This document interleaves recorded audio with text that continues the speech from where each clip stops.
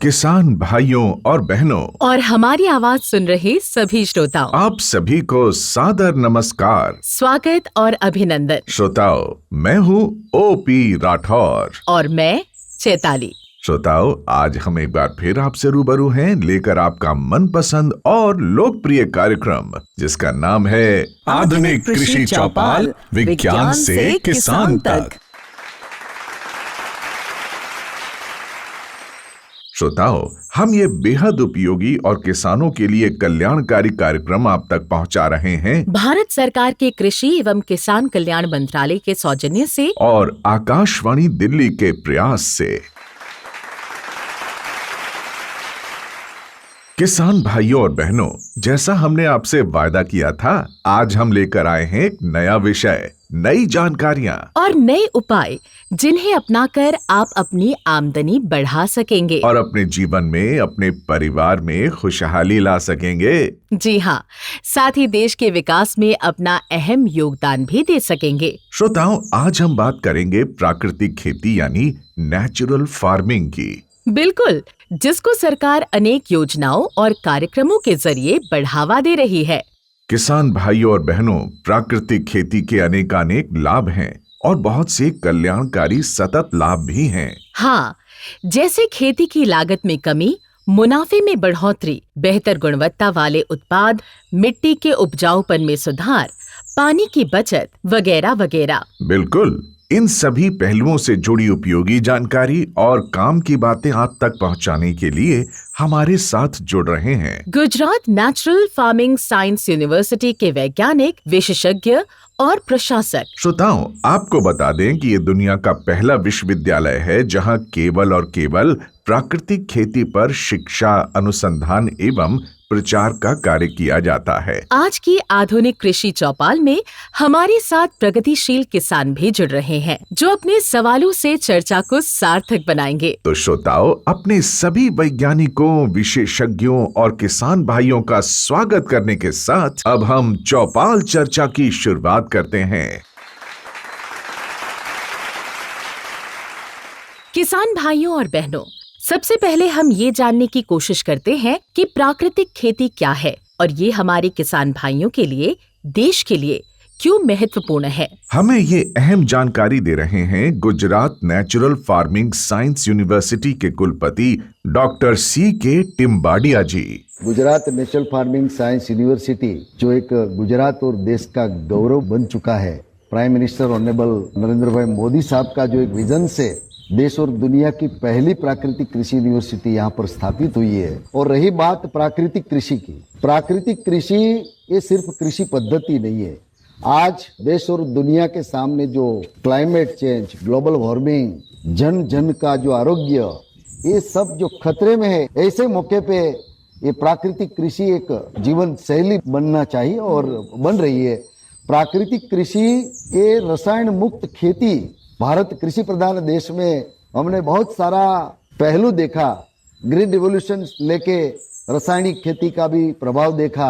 आज जो उनका जो दुष्परिणाम हमें मिल रहा है, इसमें से जो बाहर निकलने का एक ही तरीका प्राकृतिक खेती है। प्राकृतिक खेती यानी कि कुदरती प्रकृति को साथ में रख के किसान के अपने फार्म पे देसी गाय का द्रव्य का प्रयोग करके रसायन ने जो खत्म किया है, वो जमीन की उर्वरा शक्ति वापस लाके किसान को अच्छी एक आमदनी की ओर, समृद्धि की ओर और आत्मनिर्भर बनाने की ओर जाने के लिए एक उत्तम प्राकृतिक कृषि पद्धति है। प्राकृतिक कृषि का जो आयाम है, खास करके देसी गाय जो है और उनके जो द्रव्य है, उसमें जो विज्ञान पाया गया, गौ के गोबर में 1 ग्राम गोबर में 300 से 500 करोड़ जो सूक्ष्म जीव और अपनी भूमि में उनकी रसोई तैयार करते हैं, ऐसे माइक्रोब्स को बढ़ाने का एक बायो फॉर्मुलेशन गौ द्रव्य से बना के हम बीजामृत, जीवामृत, घन जीवामृत ये गौ द्रव्य से प्रयोग करके मीन्स बायो फॉर्मुलेशन बना के प्रयोग करते हैं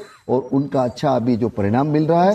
हम जब प्राकृतिक कृषि की ओर शिफ्ट होते हैं तो गौ द्रव्य से बनाया गया बायो फॉर्मुलेशन का प्रयोग और आच्छादन और मिश्र पाक पद्धति, वापसा निर्माण और बायोडाइवर्सिटी जो खड़ी करने की जो किसान में समझ आ गई है, और ये भूमिका तैयार होने के बाद प्राकृतिक कृषि की जो फसल या पैदावार आ रही है वो देख के किसान और हम वैज्ञानिक भी आज अचंभे में हो गए हैं कि इस तरह का गुणवत्ता युक्त उत्पादन ये सब प्राकृतिक कृषि के माध्यम से मिल सकता है।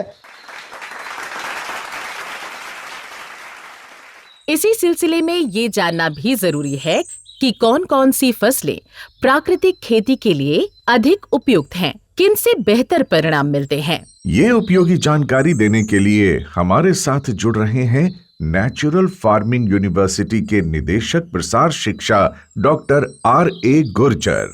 भारत में अलग अलग जगह पे अलग अलग वातावरण है और प्राकृतिक कृषि में आप हर प्रकार के पौधे और हर प्रकार की किस्म के धान, दलहन और अन्य पाक कोई भी किसान भारत के किसी भी कोने में उगा सकता है। प्राकृतिक कृषि में सबसे बड़ा महत्व ये है, आप जो भी उगा रहे हैं उनको एक दूसरे के साथ उगाना है, जिसको हम मिक्स फार्मिंग बोलते हैं। मिक्स फार्मिंग करने के कारण मल्टीपल क्रॉप के बीच में एक माइक्रो क्लाइमेट डेवलप होता है और वो माइक्रो क्लाइमेट हर एक पौधे को हेल्प करता है और इसके कारण हम किसी भी प्रकार की खेती प्राकृतिक खेती के साथ कर सकते हैं।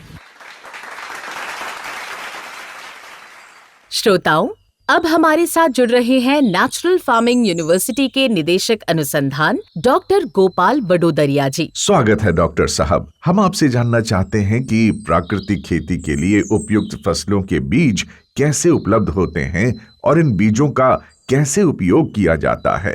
जो स्थानीय जाते हैं, जैसे स्थानीय किस्में बोला जाती है, उसका ज़्यादा महत्व है क्योंकि स्थानीय किस्में है उसमें स्थानीय जलवायु के सामने, मिट्टी के सामने, रोग कीटों के सामने अधिक अनुकूलित होती है और इसमें उत्पादन क्षमता है वो स्थायी रहती है। जैसे साल भर साल उसकी उत्पादन क्षमता ऊपर नीचे नहीं होती, वो स्थायी उत्पादन क्षमता रहती है। साथ ही साथ ये बीज को हम सुरक्षित रख सकते हैं और अगली पीढ़ी तक ले जा सकते हैं, यानी किसान आत्मनिर्भर बनता है, उसे बाजार से कोई नए बीज खरीदने की जरूरत नहीं रहती, वो अपना ही जो स्थायी बीज है वो यूज कर सकते हैं। इसलिए हम प्राकृतिक कृषि में महत्वपूर्ण ये है कि बाहर से कुछ भी नहीं लाना, बीज भी नहीं लाना, कोई घटक भी नहीं लाना, सभी अपने खेत का ही यूज करना है और प्राकृतिक खेती करना है, जिससे किसान आत्मनिर्भर बन सके और उसका जो उत्पादन का खर्च है, लागत है, वो कम हो जाए और उसकी उत्पादन क्षमता बढ़ जाए। अब हमारे एक किसान भाई का सवाल है, कुछ शंका है। मैं सर से ये जानना चाहता हूँ कि प्राकृतिक खेती और ऑर्गेनिक फार्मिंग दैट मीन्स जैविक खेती का तफावत क्या है सर? हम चाहते हैं डॉक्टर टिम्बाडिया जी इस शंका का समाधान करें। प्राकृतिक कृषि जो है वो माइक्रोब्स की खेती है। माइक्रोब्स यानी कि सूक्ष्म जीव की, और सूक्ष्म जीव जो है वो गौ माता के शरीर से हमें मिलते हैं, लेकिन 33 करोड़ से अधिक सूक्ष्म जीव गाय से जो शरीर से जो पाया जाता है वही है। तो कहने का मतलब यह है प्राकृतिक कृषि ये सूक्ष्म जीवों की खेती है। सूक्ष्म जीव ही अपनी वनस्पति का रसोई तैयार करने का काम अपनी भूमि खेत में करते हैं। तो इनको बढ़ाने की जो ज्यादा प्रवृत्ति होती है वो प्राकृतिक कृषि में होती है। ऑर्गेनिक फार्मिंग के बारे में आपको बताओ तो सबसे बड़ा जो हम मैन्यूर का प्रयोग करते हैं, यानी कि खाद का प्रयोग ऑर्गेनिक फार्मिंग में होता है, तभी हम पाक को पोषक तत्व पूरा पा सकते हैं। यहाँ पर सेंद्रिय खेती ये एकदम खर्चाल खेती है, उसमें किसान को सभी जो बायो इनपुट है वो बाहर से लाके खेती करना पड़ता है। और यहाँ पर हमने बताया सिर्फ एक गाय का पालन करे, बाकी सब फसलें अपनी हो, किसान अपने फार्म पे ही अपने पाक अवशेषों का उपयोग ज्यादा रिसाइकलिंग मल्चिंग में करे, जीवामृत, बीजामृत और घन जीवामृत अपने घर पे ही बनावे और मिश्र पाक तो जड़ है प्राकृतिक खेती की, इनकी जानकारी लेके सिर्फ टेक्निकल ट्रेनिंग लेके ये काम आगे बढ़ा सकता है। उसमें इन्वेस्टमेंट की ज्यादा जरूरत नहीं है। प्राकृतिक कृषि में जो किसान की फसल जो पूरी विधि अपनावे तो कम नहीं होती। ऑर्गेनिक फार्मिंग में चाहे भी हो अति खर्च करने के बावजूद भी उसमें इतनी इनकम नहीं मिलती। प्राकृतिक खेती में जुताई करने की जरूरत नहीं है। ऑर्गेनिक फार्मिंग है उसमें जुताई, उसमें मोनोक्रॉपिंग, प्राकृतिक खेती में मिक्स क्रॉपिंग, इतना सारा तफावत है। फिर भी आज हमें लगता है कि पूरे देश के लोगों को इनकी जानकारी नहीं है। प्राकृतिक कृषि में रोग और कीट उनका भी इतना आक्रमण नहीं होता है। ऑर्गेनिक फार्मिंग में यदि किसान जरा भी चूक लगावे और बायोपेस्टिसाइड का प्रयोग समय पे नहीं किया और केयर नहीं ली तो वो क्रॉप फेल होता है। डॉक्टर गोपाल वडोदरिया जी, हमारे किसान भाई जानना चाहते हैं कि जलवायु परिवर्तन की चुनौती से प्राकृतिक खेती कैसे निपटेगी। क्या ये भी प्रभावित होगी? प्राकृतिक खेती एक ऐसी प्रणाली है जो आज के बदलते जलवायु परिवर्तन में फसल को टिका सकती है। प्राकृतिक खेती में जैसे हमारे माननीय वाइस चांसलर सर ने कहा कि हम सूक्ष्म जीवों की खेती करते हैं। सूक्ष्म जीवों की खेती करने से हमारी जमीन की जो फर्टिलिटी है, प्रोडक्टिविटी है, वो बढ़ती है, उसकी पोरोसिटी बढ़ती है और इसके कारण जब अतिवर्षा होती है तो हमारी जमीन ज्यादा जल धारण कर सकती है, जिससे बाढ़ नहीं आ सकती। साथ ही साथ जमीन जिंदा होने के कारण उसमें सूक्ष्म जीवाणुओं की एक्टिविटी बढ़ती है, जिससे माइक्रो एग्रीगेट्स और माइनर एग्रीगेट्स बनते हैं, जिसमें हमारा कार्बन सिक्वेस्ट्रेशन भी ज्यादा होता है, जिससे ग्रीन हाउस गैसेस है उसको भी हम स्थापित कर सकते हैं प्राकृतिक कृषि से। और जो प्राकृतिक खेती में हम बायोडाइवर्सिटी को ज्यादा महत्व देते हैं, यानी अलग अलग प्रकार की फसलें, अलग अलग प्रकार के जीवों और अलग अलग प्रकार के सूक्ष्म जीवों का साथ में अस्तित्व होता है, जिससे सूक्ष्म जलवायु, जिसको हम माइक्रो क्लाइमेट बोलते हैं, वो स्थिर रहता है, जिससे ज्यादा तापमान, अतिवर्षा या तो सूखा पड़ना, उससे जमीन एक स्टेबल हो जाती है, एक बफर का काम करती है। ये सभी शॉक को एब्सॉर्ब कर सकती है और पाक को प्रतिरोधक शक्ति देती है। किसान भाइयों और बहनों, प्राकृतिक खेती में मिट्टी में मौजूद सूक्ष्म जीवी यानी माइक्रोब्स एक अहम भूमिका निभाते हैं। तो इनका संतुलन कैसे बना रहता है, ये जानकारी दे रहे हैं डॉक्टर रघुनंदन BL, जो नेचुरल फार्मिंग यूनिवर्सिटी में एसोसिएट रिसर्च साइंटिस्ट हैं। प्राकृतिक खेती आप सब जानते हैं कि केमिकल फ्री फार्मिंग, स्वाभाविक कृषि। तो मैं कहता हूँ कि प्राकृतिक कृषि है ये सूक्ष्म जीवी आधारित कृषि। जो भी हम प्राकृतिक खेती में उपयोग करते हैं, बायो फार्मुलेशन से, कॉन्कॉक्शन से, इस पूरी सूक्ष्म जीवी आधारित है। एक्चुअली सूक्ष्म जीवी हम देखते हैं प्राकृतिक खेती में दो तरफ उसका उपयोग महत्वपूर्ण है। पहले मिट्टी के स्वास्थ्य देखना है तो मिट्टी का जो कार्बनिक तत्व है, कृषि अवशेष है, पत्तों है, उसको विघटन करके पोषक तत्व को उपलब्ध करने के लिए ये सूक्ष्म जीवी का बहुत अगत्यता है। और दूसरा, मिट्टी के जो संरचना है उसका गुणवत्ता सुधारने के लिए भी ये सूक्ष्म जीवी का रोल है। और मिट्टी में जैविक संतुलन को एक लेवल करने के लिए ये सूक्ष्म जीवी का भी वो रोल है। अखरोट का एक सूक्ष्म जीवी है ये मिट्टी में, उसको संतुलन करने में भी ये इसका रोल है। रोगजनक जो सूक्ष्म जीवी है उसको नियंत्रित करने में भी सूक्ष्म जीवी का रोल है। और पौधे का दृष्टि में देखना है तो पौधे का वृद्धि करना है, पौधे में रोग निरोधक शक्ति को बढ़ाने में भी ये माइक्रो सूक्ष्म जीवी का रोल है।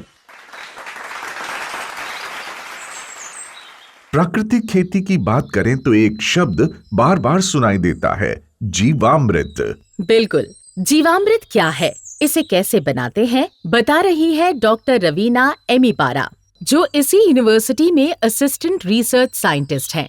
जीवामृत की बात हम करें तो प्राकृतिक कृषि में जीवामृत का जो उपयोग करते हैं किसान, वो मिट्टी की उर्वरकता बढ़ाने के लिए करते हैं। और वैसे मैं बात करूँ तो जीवामृत जो है वो सूक्ष्म जीवाणुओं का भंडार है, जिसमें हम सूक्ष्म जीवाणु का मल्टीप्लिकेशन करते हैं, जो कि हमारी जमीन है उसमें बहुत ज्यादा उपयोगी है। तो जीवामृत बनाने के लिए हमें देशी गाय का गोबर जो 10 किलोग्राम चाहिए होगा, और देसी गाय का जो गौमूत्र है वो भी 10 लीटर हमें यूज करना है। और हमें एक 200 लीटर का प्लास्टिक का हम ड्रम बोल सकते हैं, तो उसको लेकर उसमें जो गोबर का और गौमूत्र का मिश्रण बना के उसको ऐड करना है। और उसके बाद जो बेसन है, किसी भी दाल का जो आटा है वो हमें 1.5 से 2 किलो तक लेना है। और देशी गुड़ है उसे हमें 1.5 से 2 किलो तक लेना है। और सजीव मिट्टी हम बोलते हैं, किसी भी पेड़ के नीचे से हम जो सजीव मिट्टी बोलते हैं, तो एक मुट्ठी लेकर ये सभी जो सामग्री है उसका स्लरी बनाना है। और जो 200 लीटर का ड्रम है उसमें 180 लीटर पानी डालकर उसमें मिक्स करना है, और उसको एकदम घुलन हो जाए ऐसे मिक्स करना है। और उसे 5 से 6 दिन तक ऐसे ही छांव में कंतान से ढककर रखना है। और दिन में 2 बार, सुबह और शाम को, उसे लकड़ी की मदद से हिलाना है। और ये जीवामृत है, ये प्राकृतिक कृषि में बहुत ही महत्वपूर्ण आयाम है। जीवामृत है वो मिट्टी में जितना हम दे सके उतना बढ़िया इसका रिजल्ट आता है। डॉक्टर रवीना, इसी से जुड़ा एक सवाल हमारे किसान पूछना चाहते हैं। जीवामृत बनाने के बाद हम इसका कितने दिनों में उपयोग कर सकते हैं, कब तक कर सकते हैं, और इसका प्रमाण क्या है? जीवामृत जब हम बनाते हैं तो हम मौसम के हिसाब से वो 6 से 7 दिन में तैयार हो जाता है। तैयार होने के बाद 3 से 4 दिन तक हम यूज कर सकते हैं। और 3 से 4 दिन तक अब तैयार होने के बाद जीवामृत रखते हैं तो उसे सुबह शाम है वो हिलाना भूलना नहीं है, क्योंकि वो भी एक जरूरी है। इससे हम जितना जल्दी यूज कर सके उतना ज्यादा बेनिफिट मिलता है, ज्यादा फायदा होता है। डॉक्टर रवीना, इसी के साथ हमारे किसान भाइयों को बीजामृत के बारे में भी बता दीजिए। बीजामृत है वो प्राकृतिक कृषि में एक महत्वपूर्ण आयाम माना जाता है, जो कि रासायनिक कृषि में हम देखते हैं कि किसानों है वो अत्यंत हानिकारक जो केमिकल है उससे बीज का उपचार करते हैं। पर हमें प्राकृतिक कृषि में क्या करना है कि बीज है उसका उपचार है वो बीजामृत से करना है। जो किसान है वो बड़ी सरलता से अपने खेत पे तैयार कर सकते हैं। उसमें भी देसी गाय का गोबर है, गौमूत्र है, चूना है और मुट्ठी भर जो सजीव मिट्टी है उसका उपयोग करके उसको मिश्र करते बीजामृत है वो बनाया जाता है। और बीजामृत का जो उपयोग करते हैं तो बुआई के समय हम बीज को ट्रीट करते हैं और उपचार करते हैं। इससे क्या होगा कि बीज जब शुरुआत के स्टेज में है, कोई भी फसल है वो शुरू में एकदम नाजुक होते हैं, जैसे शुरुआत में उसको बहुत केयर की जरूरत होती है। तो बीजामृत से ट्रीटमेंट देने के बाद हमें जो अंकुरण क्षमता है वो बढ़ जाती है बीज की, और उसमें जो प्रारंभिक फसल में रोग जीवात लगते हैं उसका भी फायदा मिलता है और वो कम किया जा सकता है। इसलिए बीजामृत है सभी किसानों को बनाकर वो बीज को संस्कारित करना ही चाहिए। प्राकृतिक खेती में घन जीवामृत का भी जिक्र आता है। जी, ये क्या है जानते समझते हैं डॉक्टर अल्पेश भिमानी जी से, जो नेचुरल फार्मिंग यूनिवर्सिटी में असिस्टेंट रिसर्च साइंटिस्ट हैं। घन जीवामृत वो एक जीवामृत का सूखा रूप जिसको बनाने के लिए देसी गाय के सूखे गोबर का प्रयोग होता है। इसके लिए 1.5 फीट ऊंचा सूखे गाय का गोबर का बेड बनाना है, और इस बेड की लंबाई और चौड़ाई हम कितनी भी ले सकते हैं, लेकिन ख्याल रहे कि बेड की ऊंचाई सिर्फ 1.5 फीट ही हो, उससे ज्यादा नहीं। और एक बात ख्याल रखनी है वो है कि इस बेड को छांव में बनाना है जहाँ पे सीधा धूप और पानी ना गिरे। और इस बेड को बनाने के बाद इसमें लकड़ी से छिद्र बनाने, और वह छिद्र 1 फीट अंतर पे जिगजैग पैटर्न में होने चाहिए। अब इस छिद्र को 100 किलोग्राम सूखे गाय के गोबर में 20 से 30 लीटर जीवामृत से हम उसको भर देते हैं। उसके बाद जीवामृत है वो पूरे बेड पे फैल जाएगा और उसको 7 दिन के लिए हम वैसे ही छोड़ दे। उसके बाद पावडे से उसको मिश्रित कर दे। अब इस विधि को दूसरी बार हम रिपीट करेंगे 7 दिन के बाद, फिर से उसी साइज का बेड बना ले। और घन जीवामृत है वो डीएपी खातर की तरह हम बीज बोने से पहले प्रति एकड़ 1 टन कम से कम जमीन में दे सकते हैं। डॉक्टर अल्पेश, प्राकृतिक खेती में किसान भाई जो मेहनत करते हैं, क्या उसका पूरा फल मिल पाता है उन्हें? क्या करना चाहिए इसके लिए? प्राकृतिक कृषि को पूरी विधि से अपनाना चाहिए। इसके लिए देसी बीज का उपयोग करें, बीज संस्कारित करें बीजामृत से, जीवामृत, घन जीवामृत और दूसरे आयाम बायो इनपुट्स का उपयोग करें। उसके साथ साथ मिश्र फसल प्रणाली दलहन के साथ अपनाएं, और उसके साथ साथ पूरे वर्ष भर में जमीन में आवरण जारी रखें और वापसा निर्माण करें। ये सब प्राकृतिक कृषि के सिद्धांत है जो एक साथ अपनाने से फसल अच्छी मिलती है। डॉक्टर अल्पेश, आपसे एक सवाल हमारे किसान भाई का भी है। सर, मैं ये जानना चाहता हूँ, जैसे हम बीजामृत बनाते हैं तो बीजामृत में चूने का उपयोग क्यों करते हैं? बीजामृत बनाने के लिए हम गौमूत्र का उपयोग करते हैं, और गौमूत्र की जो अम्लीयता है वो कम रहती है। उसके साथ साथ जब फर्मेंटेशन होता है तभी जो सूक्ष्म जीवाणु है उसकी जैव रासायनिक प्रक्रिया से जो अम्लीयता है वो और भी घट जाती है, जिसकी वजह से जो सूक्ष्म जीवाणु में स्पेसिफिकली बैक्टीरिया है उसको अम्लीयता ज्यादा चाहिए। तो पीएच को स्टेबलाइज करने के लिए चूना का उपयोग होता है, जिससे 7 से ज्यादा पीएच मेंटेन हो सके। डॉक्टर रघुनंदन, प्राकृतिक खेती में सप्त धान्य अंकुर अर्क का नाम भी आता है, ये क्या है और इसके क्या लाभ हैं?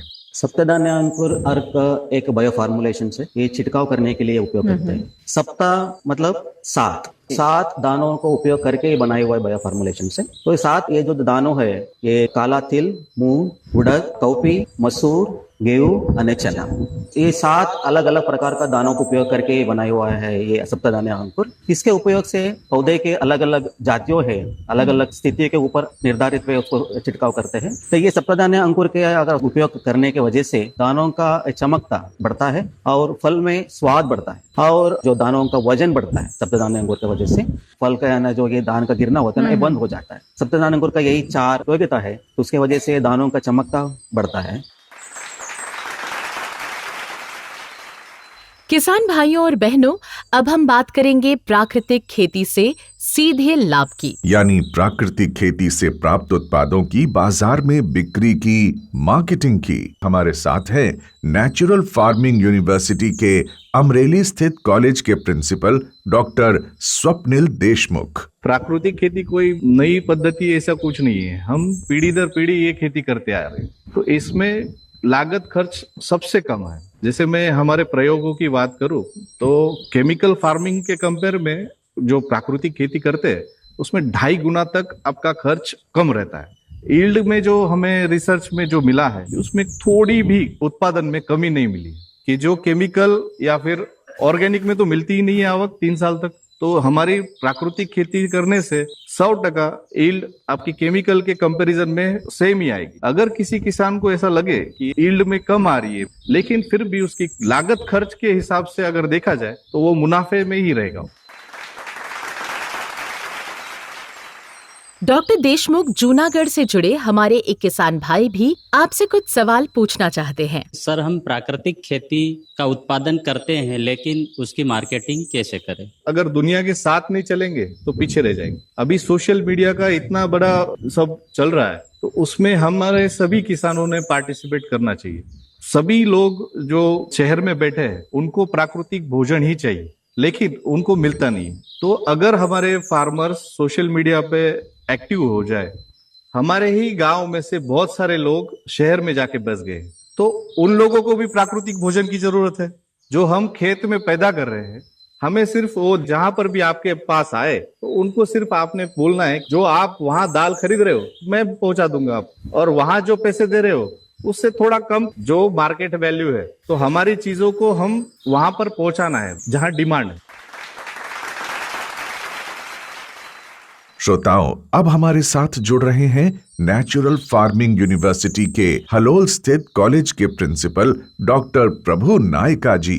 डॉक्टर नायका, प्राकृतिक खेती के तहत उगाई जा रही फसलों में भी कीड़े और बीमारियां तो लगती ही होंगी, तो इसका निवारण और निदान कैसे किया जाए? अगर आपने प्राकृतिक खेती को 5 आयाम सिद्धांत आपने अपनाया तो उसमें कोई भी केमिकल स्प्रे करने की जरूरत तो है ही नहीं। और बाकी हम जो उसमें भलामण जो कर रहे हैं, अग्न्यास्त्र, नीमास्त्र, ब्रह्मास्त्र, दशपर्णिक, इसका भी उपयोग बहुत कम तरीके से होगा, क्योंकि प्राकृतिक खेती का पहला आयाम जो है प्रिंसिपल वो बीजामृत। तो बीज को आप मौजूद कीजिएगा तो बीज का प्रोटीन बहुत बढ़िया हो जाएगा और उसका विग्रस ग्रोथ होगा और वो चूसे प्रकार का जीवात को लगभग 30 दिन तक वो लड़ने का क्षमता उसमें आ जाएगी। और साथ में आप इंटरक्रॉपिंग और मिक्स क्रॉपिंग और जीवामृत, घन जीवामृत डाल देकर जमीन का जो माइक्रोब्स का पॉपुलेशन बढ़ जाएगा। तो माइक्रोब्स में एपिफाइटिक करके माइक्रोब्स रहते हैं तो उस खेत का जो पैदाइश में ही अपने आप वो शक्ति आ जाता है कि ऊर्जा रेजिस्टेंस पावर उसमें बढ़ जाए।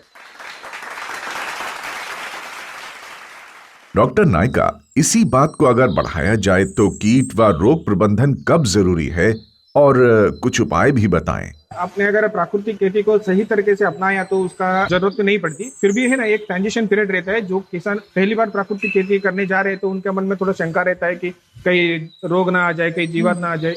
इसलिए है ना, ये स्थानिक कीटक बोलता है, वो जगह पे हर समय पे हर वो सीजन पे वो कीटक आते ही है। तो उसके लिए हमारे में पास है अलग अलग चीजें हैं, नीमास्त्र है, अग्नास्त्र है, ब्रह्मास्त्र है, दशपर्णी अर्क है। तो वो अस्त्रों को हमने बना के उसको कीट आने से पहले ही उसको स्प्रे कर देने का, उसको प्रोफिलैटिक मेजर बोलते हैं।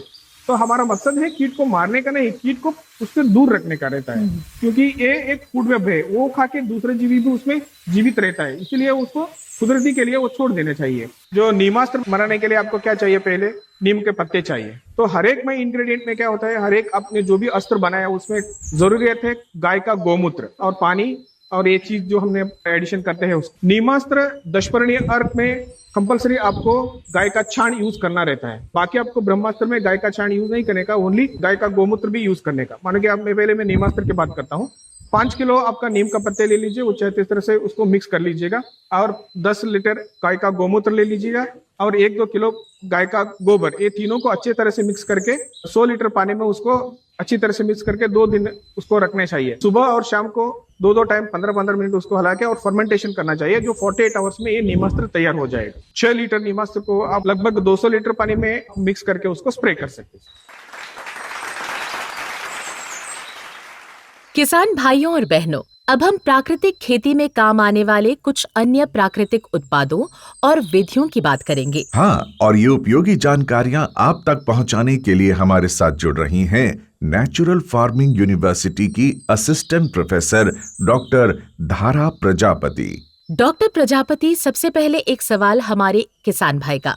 मेरा एक सवाल है कि प्राकृतिक खेती में मिर्ची, अदरक और लहसुन अर्क का कैसे उपयोग करेंगे? इसके लिए मिर्च अदरक लगभग 9 ग्राम और लहसुन 18 ग्राम लेके उसको पीस के उसको कपड़े से छन्नी से छान के फिर इस मिश्रण में लगभग 100 लीटर पानी को मिश्रित करके इस घोल को अच्छे से आप फफूंदनाशक और जो शोषक प्रकार की कीट होती है उसके प्रबंधन में उपयोग कर सकते हैं। खास सब्जी और बागबानी फसल में प्रयोग कर सकते हैं। डॉक्टर प्रजापति, प्राकृतिक खेती में सोंठ का इस्तेमाल भी किया जाता है, ये क्या है और इसका क्या महत्व है?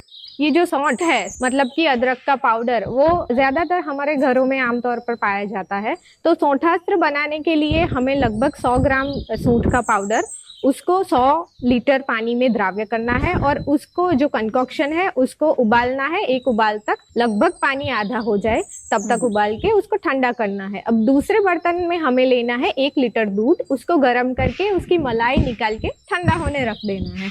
2 घंटे बाद ये दोनों मिश्रण को हमें एक साथ घोल बनाना है अच्छे से और फिर इस मिश्रण में 200 लीटर पानी मिला के इस घोल को अच्छे से मिक्स करके फफूंदनाशी या धब्बे हो जाते हैं, खास सब्जी वाली फसलों में जब धब्बे हो जाते हैं तब ये सौंठास्त्र बहुत अच्छे से काम करता है और अच्छा निवारक है फफूंदनाशक जो रोग है उसके लिए।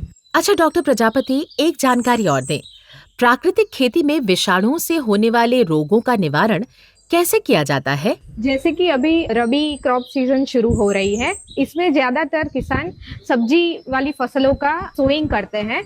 तो खास अगर मैं बात करूं, जो सब्जी है उसमें विषाणुजनक रोग आते हैं, पीलापन आता है, तो इसके लिए खट्टी लस्सी उसका प्रयोग कर सकते हैं और अदरक, मिर्च और लहसुन का अर्क, वो भी विविध कृषि यूनिवर्सिटियों के संशोधन से प्रमाणन किया गया है कि जो भी शोषक प्रकार की कीट है जो कि ये विषाणुजन्य रोग फैलाती है, उनका निवारण के लिए ये दोनों प्रकार का कंकॉक्शन बहुत ही ज्यादा कार्यरत है।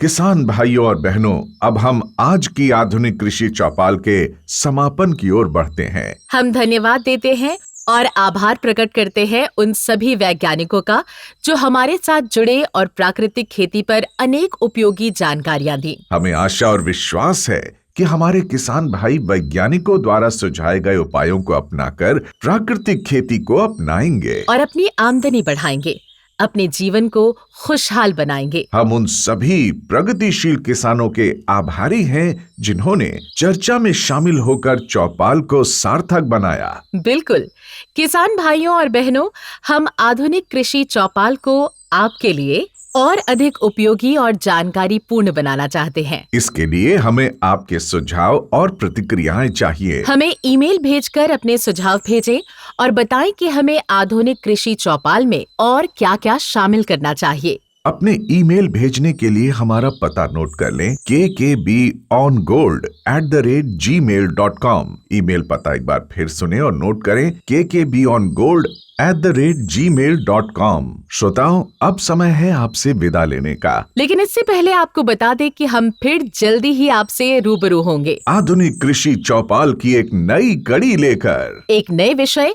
और कई नई जानकारियों को लेकर। तब तक के लिए हमारे सभी श्रोताओं को हार्दिक शुभकामनाएं और नमस्कार।